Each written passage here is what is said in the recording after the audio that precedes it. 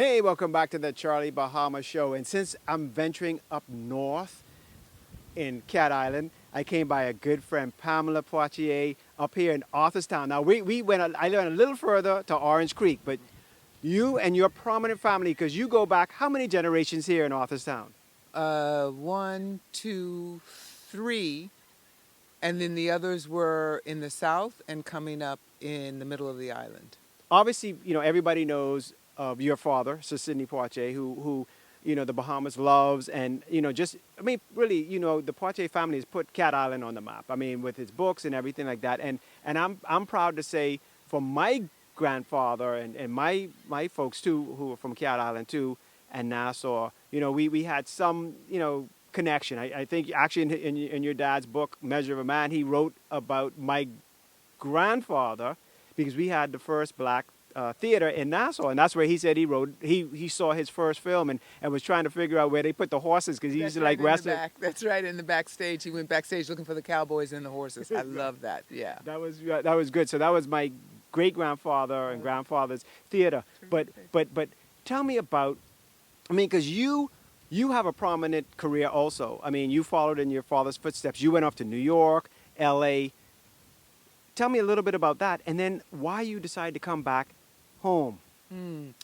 Well, I was born in New York City and grew up in New York, outside of New York, Westchester, which is like suburbs. And then I went to school in the Berkshires in Massachusetts, and then went to college in Washington, D.C. at Howard University. And I started in New York at first in the theater, and I did a lot of plays. I started out as a poet at first, and I was doing poetry readings with a group of other women poets. And then I did theater. And then I think really what hit me was the fact that there was so much negativism and racism and sexism in America. So there was a glass ceiling that I couldn't get past. And I think that it was time for me to just go sit and do something else. So because I write, I said, okay, writing is good. And then I also had a premonition that America was not heading in the right direction or in a positive direction.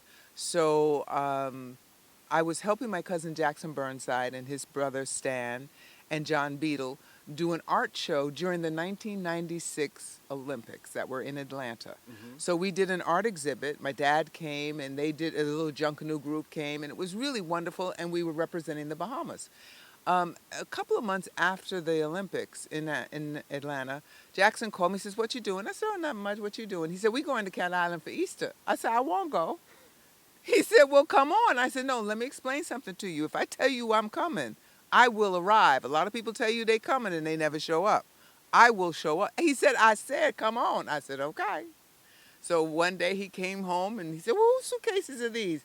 His wife, Pam, said, "They're your cousins. You told her to come, didn't you?" "Well, she here."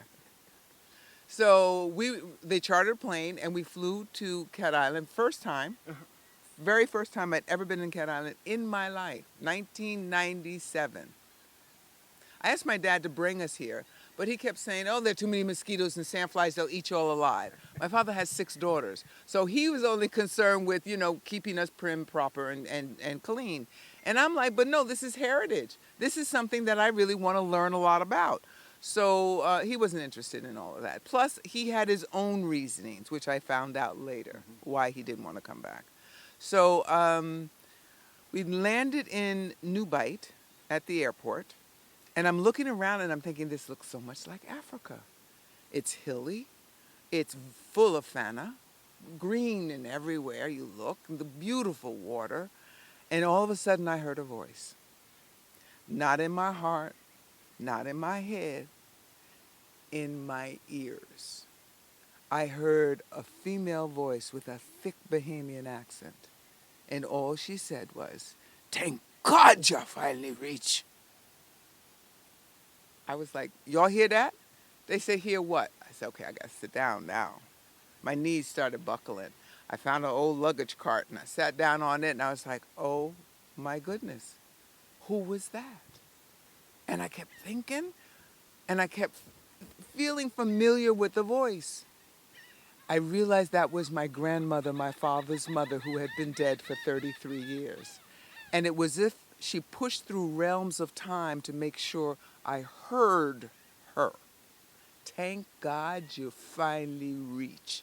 She had been trying to get me here for the longest time. Now, mind you, I always had in the back of my head that I was going to go live on an island somewhere, and I was going to be a bush princess. I mean, I told everybody that in New York City. I told them in LA. I told them in Atlanta. And like some of my friends remind me now, they say, you said you were going to do that. I said, see, I was supposed to do that. I was following my instincts, and I was following my spiritual guide, which was my grandmother. So we looked around and stuff, and then all of a sudden I was like, I think I'm home. Jackson said, you serious? I said, I think I am home.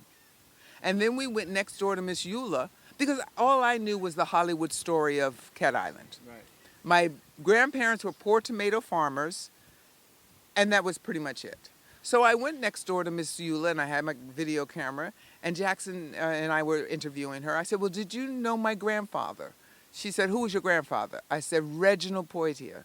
She said, oh, Uncle Reggie. He was a big muck-a-muck. I said, what's a muck-a-muck?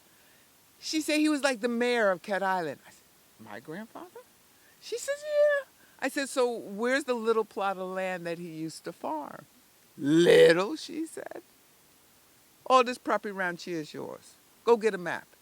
You'll see. I was like, okie dokie. So I went and got a map. I looked around. It was like I was like, oh my goodness. So I had to then start doing research. I wanted to just know the stories. I went to Uncle Jack. That's Dr. Jackson Burnside the second. I went to him because he and my father were first cousins. Uncle Jack's mother was my father's sister. Mm-hmm. So I wanted to know the story. So Uncle Jack was the one that told me a lot about the history of our family here on Cat Island. And I was thrilled. I was absolutely thrilled. So I said, I went back to Atlanta, where I was living at the time, and I said, y'all, I'm moving to Cat Island. My father said, what are you going to do? I said, I don't know. I will figure it out when I get there. But I'm moving to Cat Island. No, seriously, really, really, do they have electricity? Do they have road? Yes and yes. Because the last time he was here, right, there was no electricity and there were no roads in the 60s. Because he came here with with Quincy Jones and Sammy Davis Jr. And there's some property behind the airport that he wanted them to look at because the three of them wanted to build a film studio.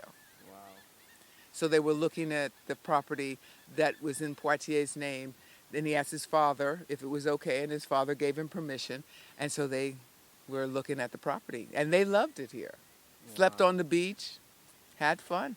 And you've been here ever since? I've been here ever since. Wow. Well, like I said, when I came, not doing a show, we had to have dinner together. It's always, great to see you. And I mean, just listening to you, the artistry in your voice, and it comes straight down from your father. So you have taken the mantle, but the good thing is you are trying to make, put Cat Island on the map. Yeah. All we need is the Bahamian government out there to follow through and help put Cat Island on the map. Or the people. I don't really even need the government in that sense. I mean, because we are so rich here on Cat Island. Mm-hmm. The history, the culture, the island itself is a living laboratory. Mm-hmm. There is so much we can learn about ourselves, about the world from Cat Island. So, I mean, I would love for the government to understand how brilliant and how full of life Cat Island is. And if they don't, we do. Right. We Cat Islanders know how great it is, and we can do something for ourselves because we should not be as dormant as we are. Right. There should be a lot more happening. And I love Cat Island. Yeah. I swear this is my home for the rest of my life. Yeah. Wow. Well, from your lips to God's ears.